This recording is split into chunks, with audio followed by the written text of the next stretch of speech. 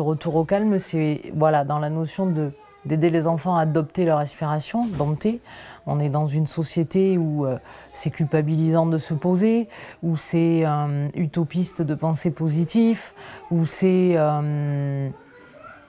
presque déplacé de parler, de faire une sieste de 20 minutes, alors que tout ça nous rend plus efficients.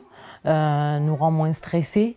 Donc de tout finalement ces besoins qu'on peut avoir à l'âge adulte pour éviter peut-être des burn-out, pour éviter un épuisement physique, moral, l'idée c'est de se dire pourquoi pas prendre finalement les outils et les transmettre dès le plus jeune âge que de se retrouver à l'âge adulte à ouvrir nos valises et à devoir tout reprendre ou presque en question.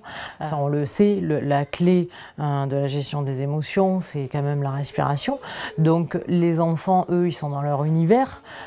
Si je leur parle d'inspire ou d'expire, voilà, hein, je suis pas dans leur univers, donc en fait j'essaie de manière ludique et imagée de leur permettre à dompter leur respiration, à comprendre finalement comment fonctionne leur corps.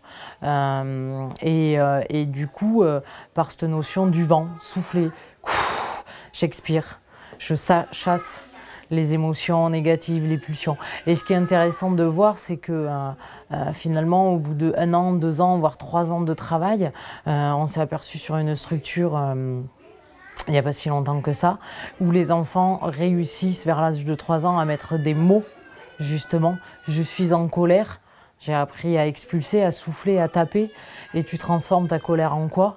Et il est en capacité de pouvoir exprimer en joie, soit d'aller le chercher au travers d'un ballon ou de quelque chose, mais en tout cas il est en capacité de pouvoir l'exprimer.